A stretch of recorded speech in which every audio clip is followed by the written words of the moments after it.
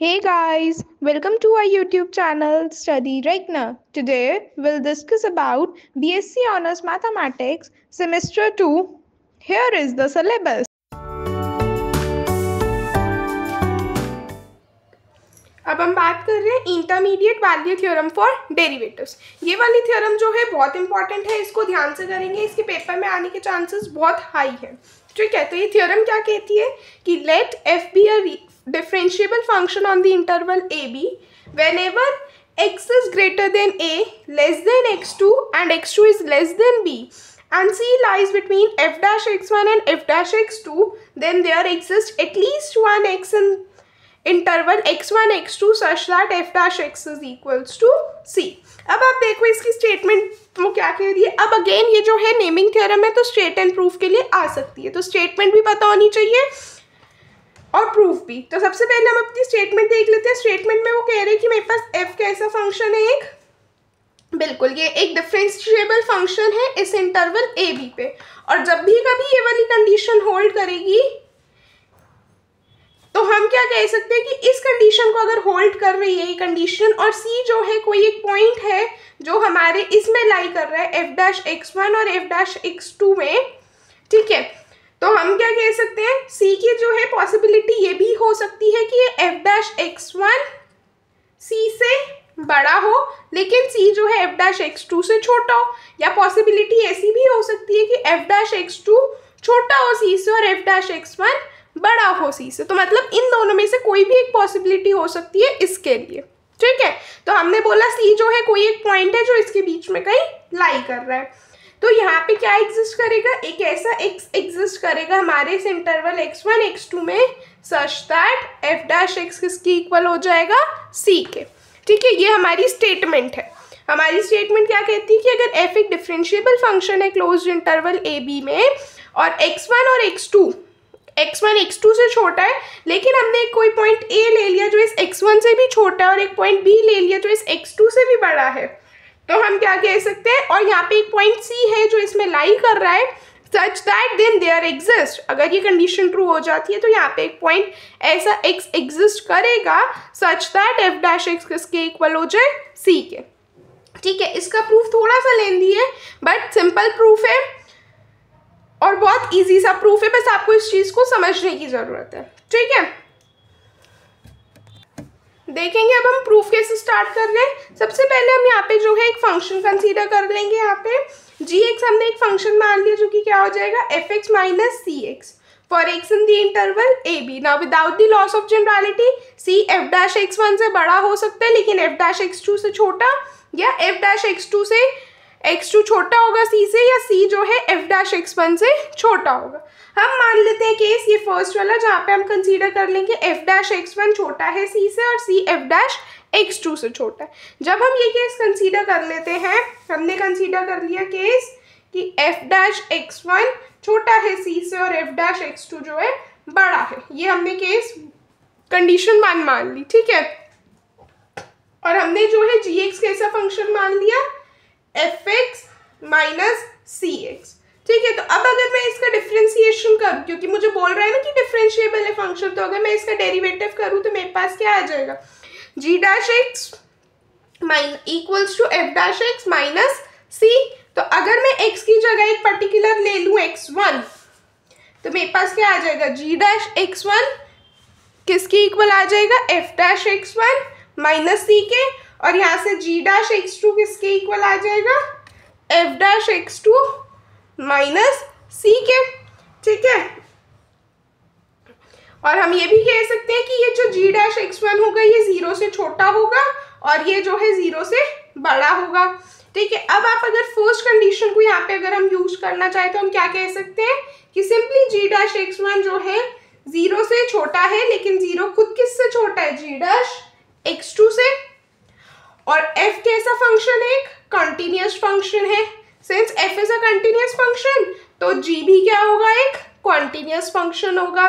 तो इसका मतलब अगर g एक कॉन्टिन्यूअस फंक्शन है तो इसका मतलब g अपनी एक मैक्सिमम या मिनिमम वैल्यू ले सकता है कौन से पॉइंट पे x1 और x2 पे, इन दो पे अपनी मैक्सिमम या मिनिमम वैल्यू ले लेता है। तो हम मान लेते हैं कि इसकी एक मिनिमम वैल्यू हो गई एक्स नॉट। ठीक है, इतना सबको समझ रहा है। हमने बोला कि सिंस एफ जो है कॉन्टिन्यूस फंक्शन है तो जी भी कॉन्टिन्यूस फंक्शन है, तो देयरफॉर जी जो है अपनी मैक्सिमम या मिनिमम वैल्यू लेगा एट x1, एट नहीं करोगे ऑन करोगे, assumes its maximum और minimum value on x1 and x2। तो हम मान लेते हैं कि जो इसकी मिनिमम वैल्यू हम मान लेते हैं, ऐसे लिखेंगे let x naught be the minimum value of the function g। हमने g फंक्शन की जो है मिनिमम वैल्यू को x नॉट मान लिया। ठीक है, अब आप क्या कह सकते हो कि g ऑफ x नॉट किससे छोटा हो जाएगा, g से, उन सारे x के लिए। तो अब अगर हम करें g डैश x1 कितना आ जाएगा, limit x tending to x1 g of x minus g of x1 upon x minus x1, ये वैल्यू लेस देन 0 होगी, राइट। मान लेते हैं कि एक पॉइंट x जो है इसमें कहीं है, इस इंटरवल में कहीं लाई करेगा x1 और x2 में। तो सिंस ये कंडीशन हम कह रहे हैं, तो इसका मतलब हम कह सकते हैं कि g ऑफ x छोटा हो जाएगा g ऑफ x1 से, ये x से। ठीक है, g ऑफ x किससे छोटा हो जाएगा, g ऑफ x1 से। अब हम ऐसा क्यों कह रहे हैं, क्योंकि देखो हमने कंसीडर किया ना gx माइनस gx1, ये लेस देन 0 है, तो gx छोटा हो रहा है gx1 से। ये इसका रीजन है जो हमने यहाँ पे ये कंडीशन लिखी है ना, इस कंडीशन से हम कह रहे हैं कि gx माइनस gx1 0 से छोटा है, इसका मतलब gx किससे छोटा है, g ऑफ x1 से। तो अब हम मान लेते हैं कि कोई एक पॉइंट है y जो हमारे इस इंटरवल में लाई कर रहा है x1 x2 में। तो अब हमारे पास क्या आ जाएगा, gy किससे छोटा है, g x1 में। लेकिन हमने क्या माना था कि g की मिनिमम वैल्यू क्या होगी, मिनिमम वैल्यू वो कौन से पॉइंट पे लेगा, x नॉट पे लेगा। तो इसका मतलब x नॉट और x1 इक्वल नहीं है। सिमिलरली हम क्या प्रूव करेंगे कि x नॉट और x2 भी इक्वल नहीं है। ठीक है, हमने क्या दिखाया यहाँ पे कि g अपनी मिनिमम वैल्यू x नॉट पे ले रहा है, क्योंकि हमने माना ही यही है कि g अपनी मिनिमम वैल्यू x नॉट पे ले रहा है। तो इसका मतलब हम क्या कह सकते हैं, x नॉट और x1 इक्वल नहीं होंगे, सिमिलरली x नॉट और x2 भी इक्वल नहीं होंगे। तो हमारे पास क्या आ जाएगा कि x नॉट एक ऐसा पॉइंट है जो इसमें लाई कर रहा है, इस इंटरवल में। ठीक है, अब हमने एक थ्योरम पढ़ी थी कि अगर f जो है डिफाइन कर रहे हैं किसी हम ओपन इंटरवल में जिसमें एक पॉइंट x नॉट है, तो f जो है अपनी मैक्सिमम या मिनिमम वैल्यू अटेन कर सकते हैं किस पे, x नॉट पे।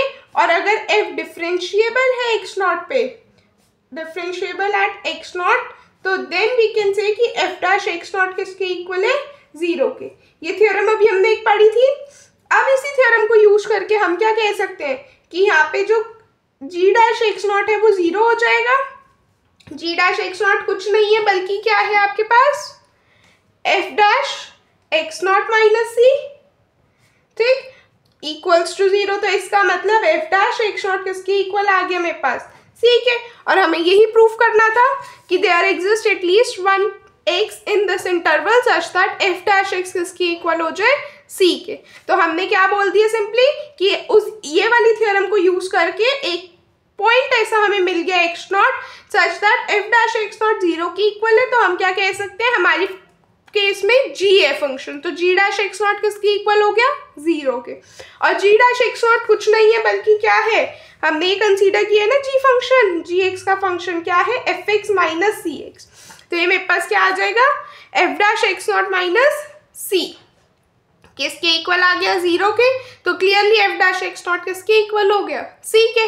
तो जो हमें प्रूफ करना था प्रूफ हो गया। ठीक है, यहाँ पे मैंने इसका रिजल्ट कर रखा है, आप देख सकते हैं प्रूफ। सिंपली हमने एक फंक्शन ले लिया, हमने एक कंडीशन ले ली कि c कहाँ पे लाई कर रहे हैं, तो f डैश x1 से बड़ा है लेकिन f डैश x2 से छोटा है। फिर हमने यहाँ पे अपना एक फंक्शन ले लिया, gx को हमने मान लिया फंक्शन जो कि क्या है, fx माइनस cx, उसी का डिफरेंशिएशन लिया। अब हमने x को किससे रिप्लेस किया, x1 और x2 से। अब फर्स्ट कंडीशन को यूज करके हम ये कंडीशन कह सकते हैं, सिंस f जो है कॉन्टिन्यूस फंक्शन है तो g भी कॉन्टिन्यूस फंक्शन होगा। तो g अपनी एक मैक्सिमम या मिनिमम वैल्यू लेगा x1 या x2 पे। हम मान लेते हैं x नॉट जो है मिनिमम वैल्यू है इस g फंक्शन के लिए। तो जी एक्स नॉट किससे छोटा हो जाएगा, जी एक्स से। जी डैश एक्स वन क्या हो जाएगा मेरे पास, G X minus G X one upon X minus X one as X tending to X one, और ये किससे छोटा हो जाएगा, जीरो से। तो बस अब हम मान सकते हैं ये कंडीशन आ जाएगी इस रिजल्ट से। यहाँ से जो हमने कंडीशन लिखी ना, इससे हम कह सकते हैं कि जी एक्स छोटा हो जाएगा जी एक्स वन से। हम मान लेते हैं कि कोई एक दूसरा एलिमेंट है y जो इसमें बिलोंग कर रहा है, देन जी वाई किससे छोटा हो जाएगा, जी एक्स वन से। लेकिन हमने माने कि g की मिनिमम वैल्यू क्या है, x नॉट पे ले रहा है वो, तो इसका मतलब x नॉट और x वन इक्वल नहीं है। सिमिलरली हम कह सकते हैं x नॉट और x टू इक्वल नहीं है। तो अब हम क्या कहेंगे कि ये वाली थ्योरम को यूज करेंगे कि अगर f हम एक ओपन इंटरवल पे डिफाइन कर रहे हैं जिसमें एक पॉइंट कंटेन कर रहा है x नॉट, और अगर f अज्यूम कर रहा है अपनी मैक्सिमम या मिनिमम वैल्यू x नॉट पे, और अगर f डिफरेंशिएबल है x नॉट पे, तो then f dash x naught किसके इक्वल होगा, जीरो के। इस थ्योरम को यूज करके हम क्या कह सकते हैं, g dash x not zero की इक्वल हो गया। g डैश x नॉट कुछ नहीं है बल्कि क्या है आपके पास, f dash x not minus c, तो f डैश x नॉट किसके इक्वल आ गया, c के। तो हेंस हमारा रिजल्ट प्रूव हो गया। ठीक है, नेक्स्ट थ्योरम पे आ जाते हैं। नेक्स्ट थ्योरम क्या कह रही है, late f B A 1-to-1 continuous function on an open interval I and let j is equals to fi if f is differentiable at x naught and I, and if f dash x naught is not equal to 0, then f inverse is differentiable at y naught equals to f of x naught and f inverse dash y naught is equals to 1 upon f dash x naught। तो सबसे पहले ये वाली जो theorem है ये क्या रही है, थ्योरम सिंपली कह रही है कि हमारे पास एक फंक्शन f है। ये अब कैसा फंक्शन है, ये 1-to-1 कंटिन्यूअस फंक्शन है। किस पे, हम एक इंटरवल किसकी बात कर रहे हैं, ऑन एन इंटरवल i। ठीक है, और हम j मान रहे हैं f ऑफ i को। ठीक, अब f कैसा है, ये डिफरेंशिएबल है।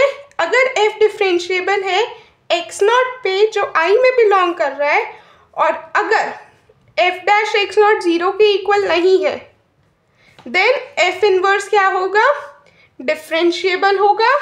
कौन से पॉइंट पे, y नॉट पे। y नॉट कुछ नहीं है बल्कि f ऑफ x नॉट है, और f इनवर्स का जो डेरिवेटिव होगा वो किसकी इक्वल हो जाएगा, 1 upon f dash x not के।